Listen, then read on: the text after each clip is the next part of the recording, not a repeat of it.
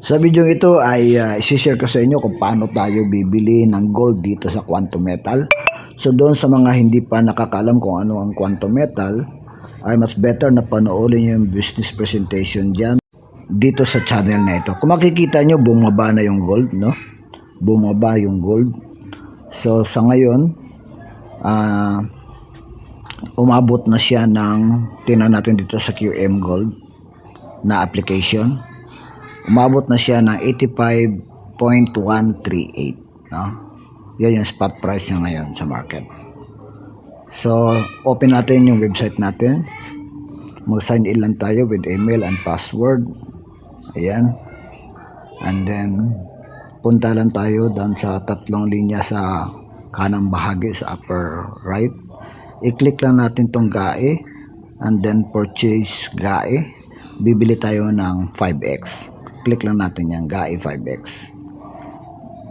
Okay. And then, punta lang tayo sa baba.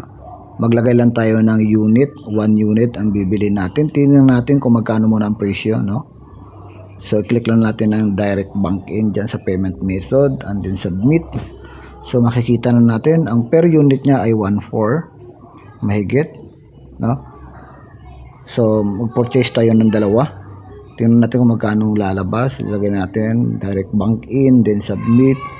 So, umabot siya ng 2816, no? Sa dalawang unit. So, punta lang tayo, no? Magdi-deposit lang tayo sa Quantum Metal. So, first we have to deposit in the security bank. Mag-submit lang tayo ng ating bayad sa kanila bago tayo makapag-purchase. So, punta tayo sa GoTime natin. Mag-transfer lang tayo ng dalawang unit na payment. So, punta tayo sa Quantum Metal Philippines Security Bank. Ayan, i-type na natin dito 2816. Gawin na natin 2850. Pasaburahan na lang natin, no? So, next lang 2850 for 2 units of GAE 5x. Ayan, next lang natin as payment.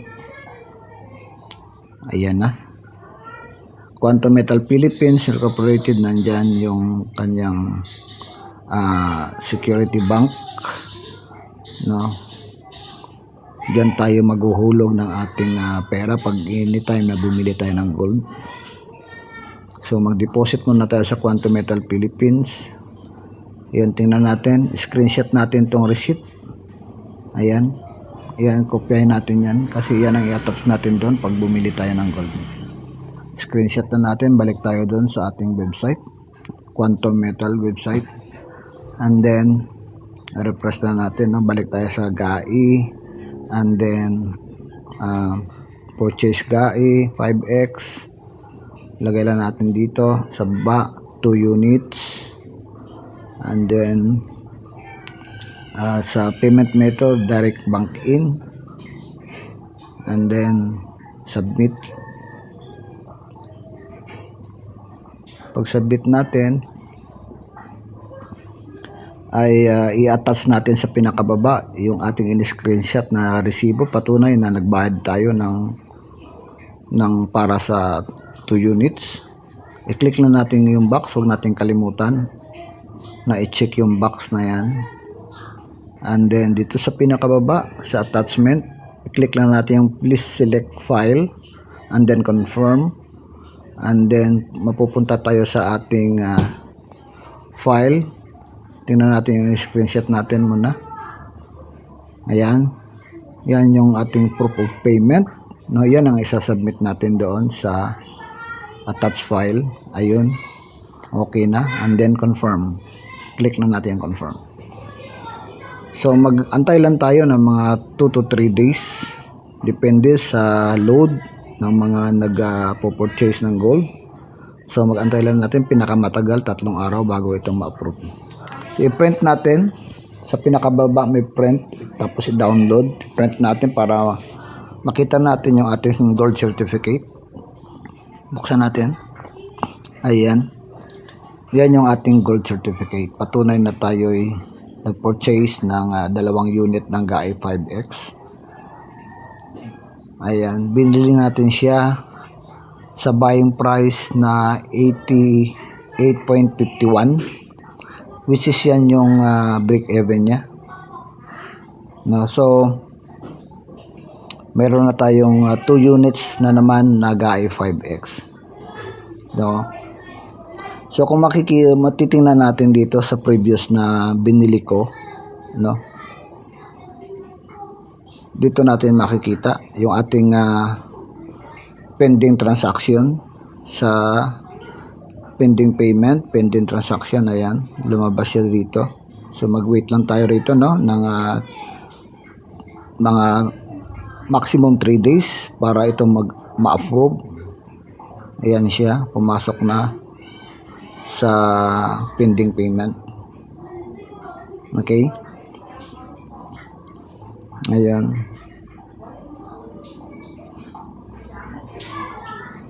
I-print nyo lang yan. Pag print nyo, lalabas yung inyong gold certificate. So, titingnan natin dito sa list yung ating pinurchase dito noon mga nakaraang araw. 2. Click nyo lang yung view. Ayan yung binili natin noong September 25, 2 units. 2 units yung binili natin. Yung isa naman, no, click lang yung view, action then view. Noong September, binili natin to noong September nung September 24, no? Tama ba? Sa dalawa yun siya, no? Dalawa. So, apat yung ating na-purchase dito noon. So, dinagdagan natin ulit ng 2 units na puro 5X. So, meron na tayong 6 units na 5X. So, ito yung spot price niya ngayon, 85.138. No? So pag umabot ito ng 88 pataas, no, inabot ng 89, 90, profit tayo. So kung titingnan natin dito sa live price ng gold, no, ito yung sa market price, live to siya. So bumaba siya rito, no. Antayin natin na umakyat siya doon sa taas, na umabot siya ng more than 88, 89, 90. Antayin nyo lang dahil ang gold ay patuloy na umaakyat yun siya. So pag umakyat siya, that's the time na pwede na kayo mag-terminate. And then pag na-terminate nyo, ilagay nyo lang sa float account ninyo, and then magkakaroon kayo ng profit yan.